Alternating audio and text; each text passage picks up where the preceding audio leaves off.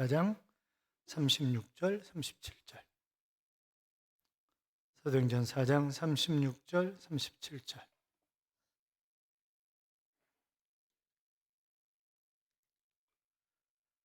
같이 읽겠습니다.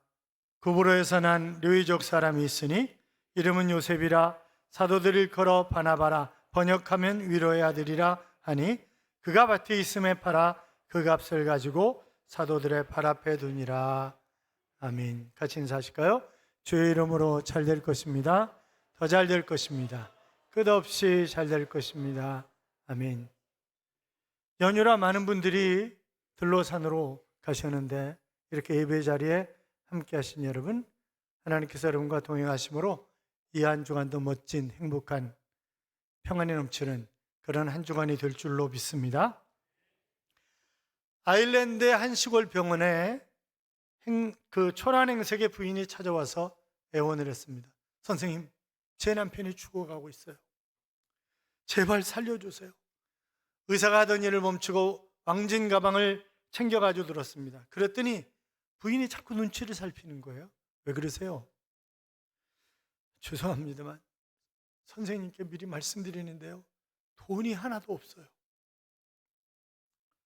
그게 무슨 대수라고, 사람부터 살려야 되지 않겠습니까? 빨리 앞장서세요.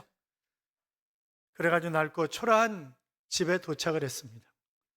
그리고 서둘러 쓰러져 누운 부인의 남편을 진찰해보고 의사 선생님이 이렇게 얘기를 합니다. 큰 병이 아니니까 안심하세요. 정말 감사합니다, 선생님. 부인, 병원으로 가시죠. 처방전을 써드리겠습니다. 병원으로 돌아온 의사는 부인에게 작은 상자 하나를 건넸습니다. 그리고 이 상자는 반드시 집에 도착해서 열어보셔야 됩니다. 그리고 이 안에 적힌 처방대로 남편을 처방을 하면 반드시 이내 좋아질 것입니다. 그렇게 얘기를 했습니다. 의사 선생님이 말씀하신 대로 그는 집에 와가지고 드디어 뚜껑을 열어봤어요. 그랬더니 거기에는 돈 뭉치가 들어있었습니다. 그리고 작은 쪽지에 이렇게 쓰여져 있었습니다. 처방전, 남편은 극도의 영양실조 상태입니다. 이 돈으로 뭐든지 드시고 싶은 음식을 사드리면 금세 회복될 것입니다. 부인은 감격한 나머지 눈물을 떨어뜨리면서 오랫동안 그 처방전을 쳐다보았습니다. 부인에게 친절을 베푼 이 사람이 바로 일생 동안 사랑의 인수를 펼친 영국의 유명한 의사 올리버 골드 스미스라고 하는 그런 분입니다. 우리 곁에 이런 의사 선생님들이 많으면 얼마나 좋겠어요. 오늘 본문에 아주 비슷한 사람이 나옵니다. 의사는 아니지만 주인공은 바나바라고 하는 그런 사람입니다. 바나바라고 하는 이름의 뜻은 권위자, 위로의 아들, 권면의 아들, 격려의 아들이라고 하는 그런 뜻을 가지고 있습니다. 바나바는 이름처럼 친절하고 온화하고 인정도 많고 학식도 뛰어나고 항상 이웃을 돕고 남을 격려하는 너그러운 인격자였고 평화의 중재자였기 때문에 주변 사람들이 바로 위로의 아들이라고 하는 바나바라고 하는 그런 이름, 별명을 붙여준 것입니다. 그는 바울을 도와 안디옥 교회에서 사역하였고 함께 이방 지역에 복음을 전하며 전도 여행을 하고 또 교인들을 가르치는 큰 일꾼이었습니다. 착한 사람이요 성령과 믿음이 충만한 사람이었다. 사도행전 14장 14절은 그렇게 말씀하고 있는 것도 볼 수 있습니다. 오늘 이 바나바의 신앙을 살피면서 바나바처럼 되기를 간절히 원하는 그런 열망을 가지고 함께 은혜를 받고자 합니다. 바울은 첫째로 헌신의 사람, 희생의 사람이었습니다. 자, 본문 다시 읽어봐요. 본문 다시 읽어요. 구브로에서 난 르위족 사람이 있으니 이름은 요셉이라. 사도들을 일컬어 바나바라, 번역하면 위로의 아들이라 하니 그가 밭이 있음에 팔아 그 값을 가지고 사도들의 발 앞에 두니라. 아멘. 이 바나바는 구브로 섬 출신입니다. 그런데 구브로 섬은 굉장한 부자들이 살았던 그런 섬이었고 이 사람 역시 광활한 토지를 가지고 있는 그런 재벌가였습니다. 그런데 그 땅을 모조리 팔아가지고 사도들의 발 앞에 두었다는 것입니다.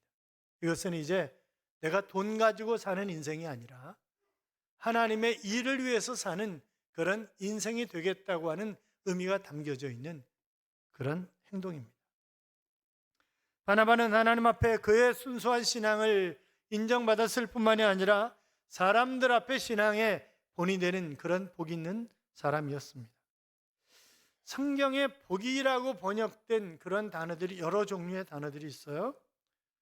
그 복이라고 번역된 단어가 구약에 327번 나오고 축복으로 우리가 번역해 놓은 그런 단어가 약 93번 정도 나옵니다.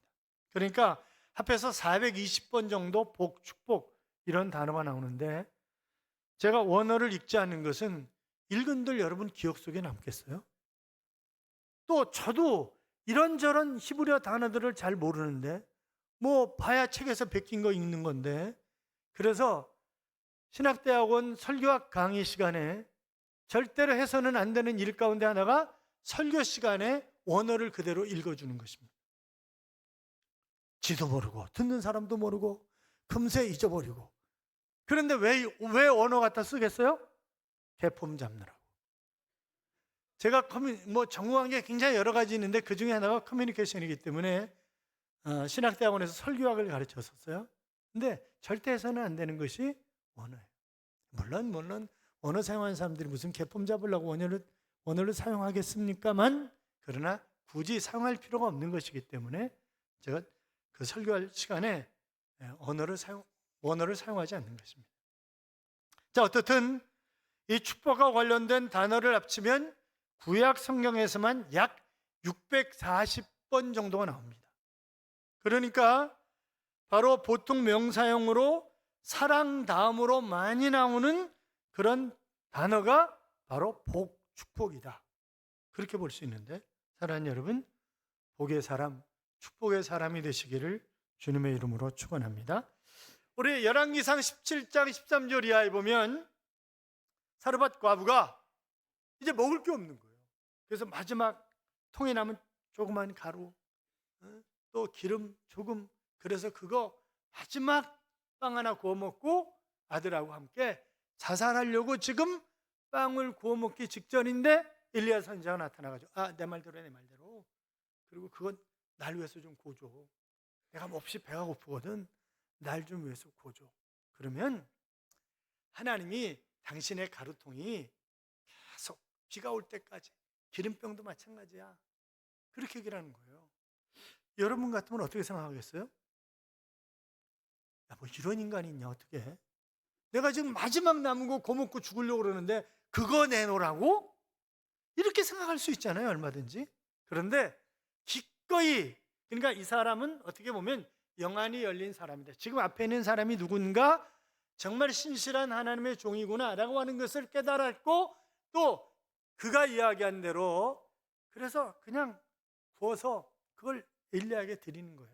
그랬더니 비가 올 때까지 통에 가루가 마르지 않고 병에 기름이 떨어지지 않았다 하는 그런 이야기가 등장하는 것을 우리가 볼 수 있습니다. 만약 사르밧 과부가 뭔 소리래? 그리고 그냥 자기가 빵 구워서 만들었으면요, 먹었으면요, 굶어 죽었을 거예요. 그거 먹고 어차피 자살하려고 그랬던 거니까, 뭐 먹고 살 게 없으니까. 그러나 하나님의 섬김을 통해서, 그러니까 하나님을 열심히, 지금 엘리야를 왜 섬기는 거예요? 하나님의 종이라고 믿고 있기 때문에 하나님을 섬기는 심정으로 섬기는 것입니다. 그랬더니 하나님이 그에게 넘치는 복을 주셨다라고 하는 것입니다. 청교도인 신학자 토마스 아담스라고 하는 사람이 있습니다. 이분이 이런 얘기를 했어요. 상인이 장사할 때 다른 나라에 가서 장사를 하면 그 나라 돈으로 바꿔가지고 가서 장사를 하는 것처럼, 우리가 살아있는 동안에 우리의 재물을 선으로 바꾸어서 죽을 때 천국에서 다시 그것을 받을 수 있도록 하자. 천국 가서 받을 수 없는 것이라고 한다면 그것은 의미 없는 그런 물질일 뿐이다 하는 그런 얘기를 했습니다. 여러분, 하나님은 우리가 심은 대로 거두게 하시고 30배, 60배, 100배를 거두게 하실, 그러니까 지난번에도 말씀드렸지만 100배라고 하는 것은, 우리 성령님 때 말씀드렸나?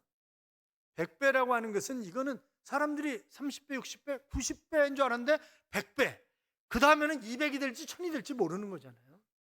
그러니까 하나님이 어마어마한 복을 약속하고 계시는 것을 우리가 볼 수 있어요. 그 영국의 유명한 그 갑부인 알버트 구베이라고 하는 분이 있습니다. 이분이 영국과 미국에서 대형 마트를 하셨어요. 그래가지고 얼마를 벌었냐면 4, 5천만 달러. 그러니까 당시 우리나라 돈으로 약 5천억 정도를 버는 거예요. 그런데 그는 영국에서 할 때 청년 시절이죠. 100파운드도 없는 거지 인생이었습니다. 근데 어느 날 부자는 하나님이 내신다 라고 하는 그런 생각이 들고 하나님 앞에 기도해야 되겠다고 하는 생각이 들었어요. 그래서 하나님, 저에게 물질의 복을 주시면 제가 평생 동안 50% 이상을 하나님의 영광을 위해서 쓰겠습니다. 이렇게 서원 기도를 한 거예요. 근데 그때부터 일이 풀리기 시작하는 거예요. 그래서 어마어마한 갑부가 됐고, 그는 하나님과의 약속대로 평생 50% 이상을 하나님 앞에 드렸고, 그리고 나머지 돈으로 교회를 짓고 하나님 앞에 충성하는 그런 삶을 살았습니다.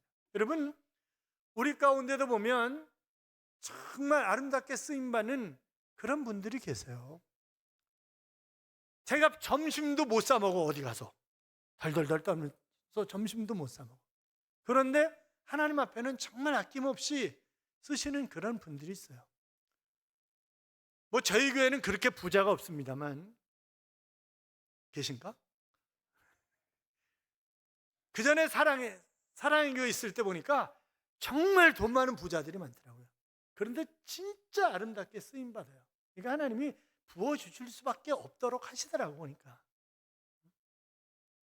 바나바처럼 헌신의 신앙을 가지셔서 가난과 저주에서 벗어나 하나님 앞에 복 있는 인생이 되시기를 주님의 이름으로 축원합니다.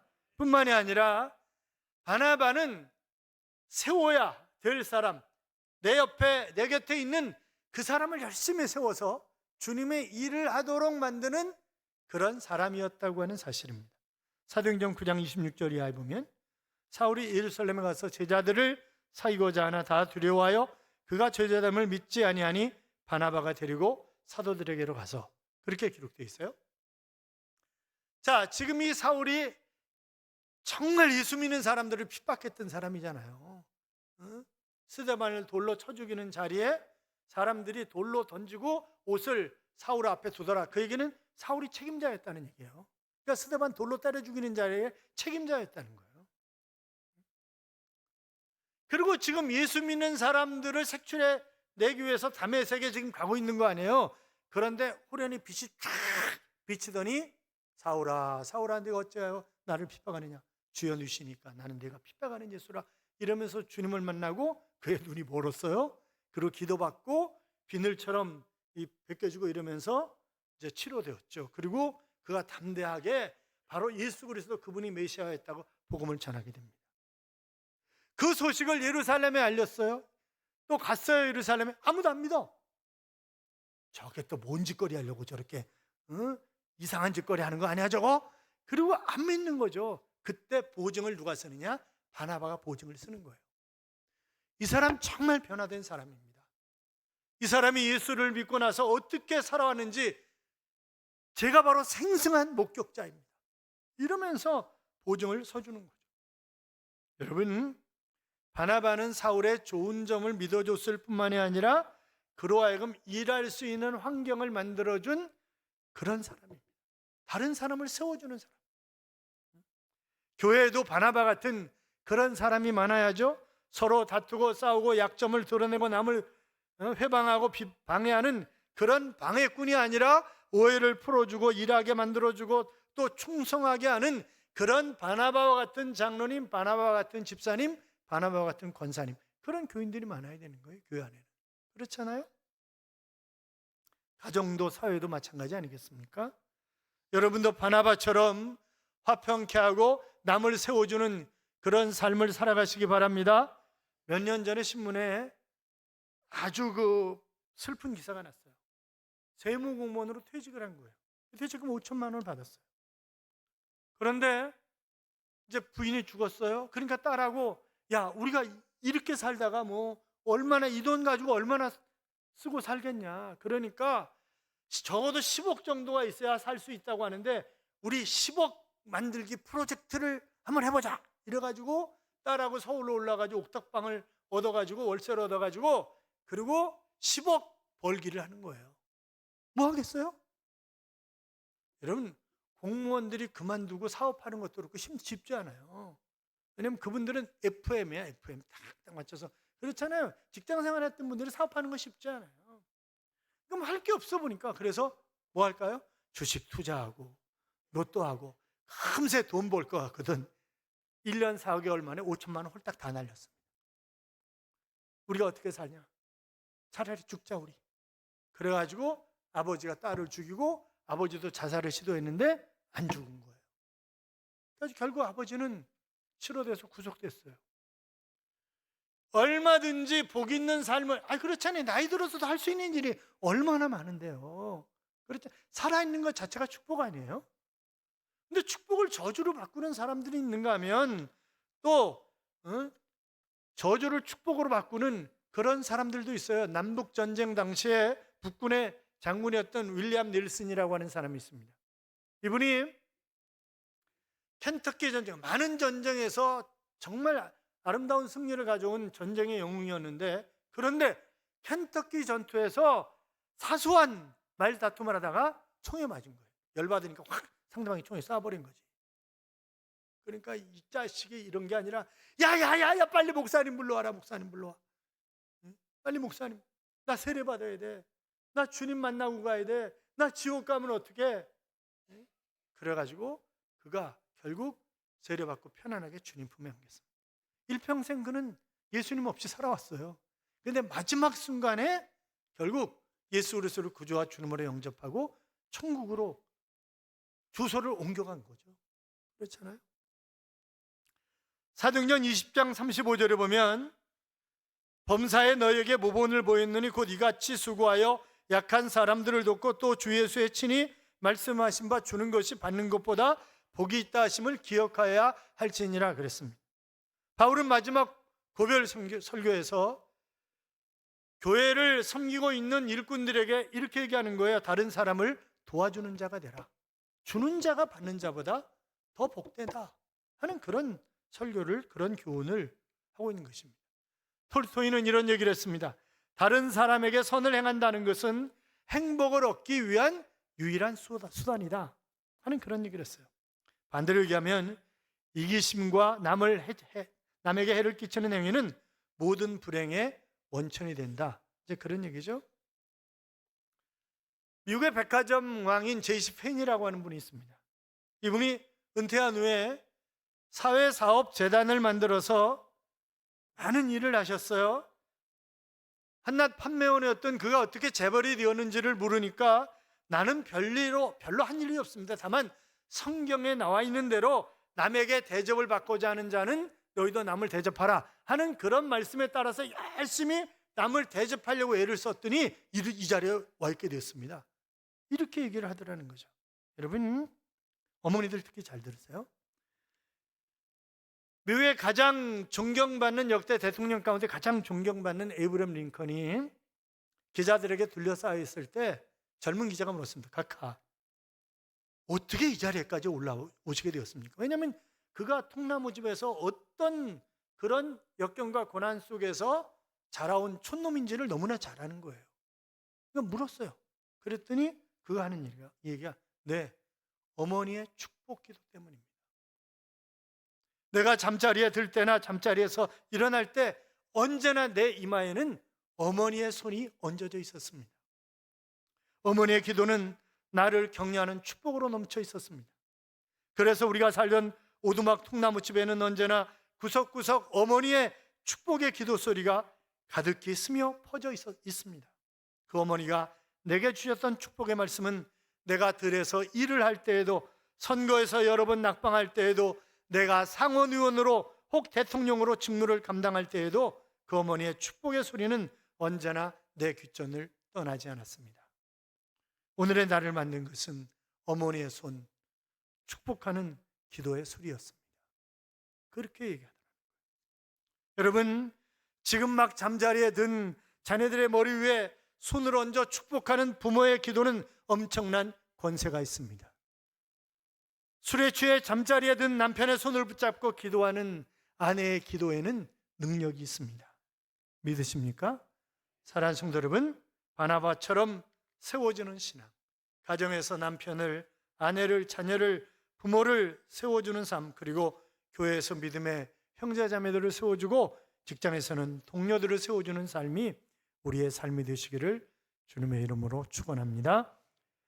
뿐만이 아니라 이 바나바는 사도행전 11장 24절에 바나바는 착한 사람이요 믿음과 성령이 충만한 사람이라 이에 큰 무리가 죽게 더하더라 그랬는데, 여러분, 우리는 믿음이 충만할 뿐만이 아니라 성령이 충만해야 합니다. 성령 받지 않으면요, 교회 5년 10년 다녀도 맨날 그 타령이에요. 그런데 성령 받으면 충성하고 아름답게 섬기고 또 다른 사람들을 존귀하게 여기고 복음을 전하고 그러게 된다. 사도행전 1장 8절에 보시면 오직 성령이 너에게 임하시면 너희가 권능을 받고 그랬습니다. 그러니까 우리가 권능을 받으려면, 하나님의 자녀다운 능력 있는 삶을 살아가려면 성령이 충만해야 된단 말이죠. 그래서 하나님, 성령 충만함 받기를 원합니다. 나에게 하나님의 영을 부어주옵소서 라고 우리는 간절히 기도해야 합니다. 에베소 5장 18절에 보시면 술 취하지 말라, 이는 방탕한 것이니 오직 성령의 충만함을 받으라, 그렇게 말씀하셨습니다. 여러분, 그래서 술 취해 사는 사람들이 얼마나 많아요. 누가 그러더라고요. 왜 술 마시냐니까 제정신 가지고는 못 사는 사회라나 뭐 어쩌대나. 여러분, 옛날에나 지금이나 다 똑같았어요.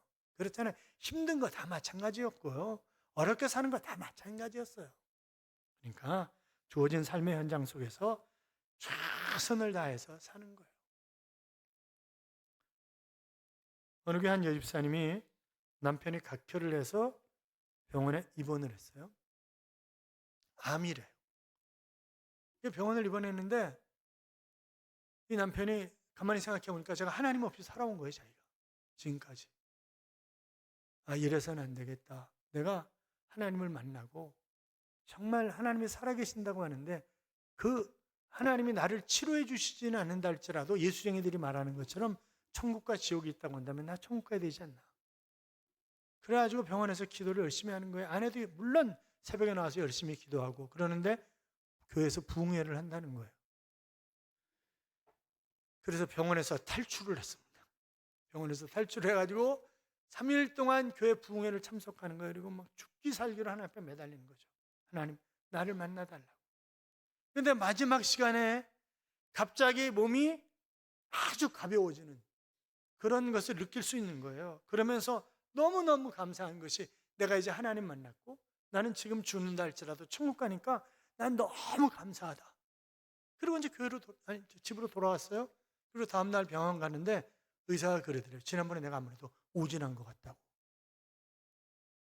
그러나 이 집사님 부부는 오진이 아니라 하나님이 자기를 치료해 주셨다고 하는 사실을 너무나 잘 아는 거죠.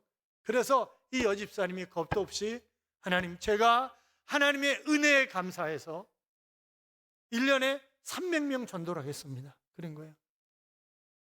아니, 남편이 자기가 죽을 자리에서 치료됐으니까 자기가 300명 전도해야 됐다고 그러는 거 아니에요?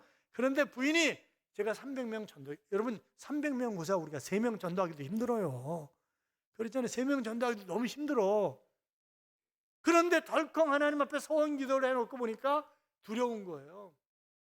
그래가지고 여러 사람들에게 나를 위해서 좀 기도해달라고 부탁을 하고, 또 하나님, 제 힘으로 할 수 없으니까 성령 하나님이 날 도와주셔야 된다고. 그리고 막 기도하는 거죠. 노인정 찾아가서 간식 선물 나눠주고 할아버지 할머니들한테 전도를 하고 보험회사 은행 학교 찾아다니면서 자기 이름과 교회 이름이 적힌 그런 전도 명함을 돌리고 학생들에게 전화 카드를 나눠주고 은행에 가서 돈 찾을 때 하여튼 전도하고 나중에 점쟁이를 전도했더니 점쟁이가 점치러 온 사람들을 다 데리고 왔더래요. 그래가지고 6개월 동안에 285명을 전도했답니다. 별로 놀라시지도 않는군요. 아니 1년에 2사람도 전도하지 못하시면서 6개월에 285명 전도했다는데 놀라셔야 되는 거 아니에요? 그렇죠. 6개월 만에 285명을 전도했답니다. 우리가 성령 충만히 받고 믿음으로 나가면 성령 하나님이 우리를 도와주실 줄로 믿습니다. 뿐만이 아니라 이 사람 내 삶의 목적이 뭐냐? 복음을 전하는 것이다. 그렇게 살았던 사람이에요. 사도행전 11장 25절에 보면 바나바가 사울을 찾으러 다소에 가서 만남에 안디옥에 데리고 와서 둘이 교회에 1년간 모여있어 큰 무리를 가르쳤고 제자들이 안디옥에서 비로소 그리스도인이라 일컬음을 받게 되었더라 그랬습니다. 얼마나 아름다운 그런 신앙의 삶을 살았으면 다른 사람들이 전부 다 주변 사람들이 예수쟁이야, 저 사람 예수쟁이야, 그렇게 얘기하는 거예요. 예수쟁이니까 저렇게 잘 되잖아, 봐봐. 그렇게 얘기하는 거죠. 그리고 바나바도 나 혼자 전도하는 것보다 사울이 똑똑한 사람이잖아요. 가말리엘 문화에서 최고의 학문을 한 그런 학자예요. 그러니까 신약 성경의 절반을 기록한 것 아니겠어요? 그리고 또 확실한 주님을 만난 흔적이 있고 성령 충만하고 그러니까 이 사람하고 전도하는 게 짱이겠다 생각해가지고 이 사울을 끌고 다니면서 같이 전도를 하는 거예요. 그래가지고 지역뿐만이 아니라 지역을 넘어서 전 세계로 복음을 전하는 뿐만이 아니라 이 바나바가 인격적으로도 아주 훌륭한 사람이에요. 바울은 성질이 더럽잖아요. 그래가지고 1차 전도 여행을 할 때 마가를 데리고 갔는데 마가가 힘들다고 중간에 포기했어요. 그러니까 다음에 전도 여행 또 갈 때 마가가 하겠다니까 넌 안 돼. 이 싸가지야, 넌 안 돼. 넌 안 돼. 넌 또 포기할 거잖아. 넌 안 돼. 물론 포기할 만한 이유가 있었어요. 고원지대고 이러기 때문에. 그러니까 바나바가 결국 어떻게 해요? 마가를 데리고 구브로 섬에 가서 교회를 세우고 그리고 아름답게 쓰임받는 마가도 변해가지고 결국 그가 바울이 마지막 죽기 전에 마가를 데리고 오라. 그는 나에게 필요한 사람이라. 이렇게 얘기하는 것을 우리가 볼 수 있지 않냐 이 말이죠. 사랑하는 여러분, 너희는 가서 모든 족속으로 제자를 삼아 아버지와 아들과 성령의 이름으로 세례를 주고 내가 너희에게 분부한 모든 것을 가르쳐 지키게 하라. 그랬고 만민에게 복음을 전파하라. 이건 하나님의 명령입니다. 그러니까 해도 되고 안 해도 되는 게 아니라 내가 존재하는 이유가 복음을 전하기 위해서 존재하는 거라고요. 그런데 통계적으로 예수 믿은 지 오래된 사람이 전도를 잘할까요? 예수 믿은 지 얼마 안 된 사람이 전도 더 잘할까요? 얼마 안 된 사람. 예수 믿은 지 오래된 사람들은 야, 괜히 그랬다가 저 사람하고 관계 끊어지는 거 아니야? 또 뭐 이런저런 자꾸 재는 거예요, 재. 그런데 예수 믿은 지 얼마 안 된 사람은 은혜 받고 좋아가지고 성령 충만해가지고 기쁨이 넘치니까 막 열심히 전하는 거예요. 그러니까 제가 만났던 특이한 사람들이 여러 사람 있어요. 서진 룸사롱 사건 칼제비. 여러분 아세요? 제가 아버지 학교 할 때 제 옆자리에 앉았어요. 그러니까 도란노 본부에서 저한테 목사님 옆자리에 앉아있는 친구가 서진 룸사롱 사건 칼제비입니다. 그걸 어떻게 좀 잘, 이 친구가 첫날부터 아이씨, 쌍년 죽여버린다고 이러는 거예요. 그래서 누굴 죽인다라는 거냐니까 자기 마누라를 죽여버리겠다는 거예요. 그래서 왜 죽인다 그러니까 자기가 영창가 있는 사이에 마누라가 애들을 버려두고 도망갔다는 거예요. 근데 자기가 제주도에 있는 거 알아냈다는 거예요. 이제 아버지 학교만 끝나면 죽여버린다 그러더라고. 아버지 학교만 끝나면. 그런데 여기는 어떻게 오게 됐냐 그러니까 여전사님이 대신 아이를 돌봐줘가지고 그래서 그 전사님이 자기 마누라 죽이기 전에 내 소원이니까 아버지 학교나 갔다 오라고 그래가지고 아버지 학교 왔다는 거예요. 그런데 이 친구가 셋째 주 되니까 고개를 가우뚱 그러더니 네 번째 주 되니까 자기가 잘못한 것 같다고. 그러더니 다섯째 주 되니까 제가 이제 아무래도 예수 믿으라고 길거리로 나서야 될 것 같다고 그렇게 얘기를 하더라고요. 그러니까 은혜 받고 주님 만나면 내가 만난 주님을 자랑할 수밖에 없는 것 아니겠어요? 전도하는 자에게 병을 고쳐주시고 귀신을 추방시켜 주시고 큰 기쁨이 있고 또 그 이름이 하나님 나라의 생명책에 기록되고 그러니까 복음을 전해보세요. 그러면 여러분에게 놀라운 역사가 일어난다고요. 사랑하는 성도 여러분, 우리 하나님은 죽은 하나님이 아니라 살아계신 하나님이신 줄로 믿습니다. 반드시 보상하시고 복을 주시고 은총을 베풀어 주십니다. 여러분도 하나님의 복을, 하나님의 능력을 받으시기 바랍니다. 우리는 다음 주에 전도 특공대 발대식을 합니다. 여러분 오후 예배 다음 주에 나오면 아주 기상천외한 것들을 보게 될 것입니다. 교구장들이 1년 농사 중에 바로 이 전도 특공대 발대식이 반이라고 그래요. 1년 농사 중에 반이라고 얘기를 합니다. 그러니까 지금은 얼마나 열심히 준비들 하고 있는지 몰라요. 그런데 그게 외치는 구호만 되어서는 아무런 의미가 없는 거죠. 그렇잖아요. 우리의 삶도 마찬가지입니다. 바나바처럼 헌신하는 신앙, 다른 사람을 세워주고 성령 충만하여 복음을 전하는 그런 삶이 되어 하나님이 기억하시는 역사의 한 페이지를 장식하며 사는 멋진 하나님의 자녀들이 되시기를 주님의 이름으로 축원합니다. 가장 귀한 삶이라고 하는 그런 찬양이 있어요. 아무도 모르는 삶이라 하여도 스치듯 지나는 삶이라 하여도 후회하지 않고 오늘을 사는 것은 가장 귀한 삶을 아닙니다. 내가 꿈꾸는 일이 이루지 못해도, 내가 바라는 것 다 갖지 못해도 낙심하지 않고 오늘을 사는 것은 가장 귀한 삶을 알미라. 복음을 알고 내가 복음을 믿고 내가 복음을 전하며 살아간다면 나의 삶은 가장 귀한 삶이라. 내가 예수를 알고 내가 예수를 믿고 내가 예수를 전하며 살아간다면 나의 삶은 가장 귀한 삶이라 라고 하는 그런 찬양입니다. 사랑하는 여러분, 예수 그리스도를 구주와 주님으로 영접하신 하나님의 자녀이십니까? 하나님의 자녀이면 그게 아멘? 아멘. 그렇다면 내가 존재하는 이유, 복음을 전하는 것입니다. 그런 삶을 살아 하늘의 별처럼 빛나는 귀한 하나님의 자녀들이 되시기를 주님의 이름으로 축복합니다. 축복합니다.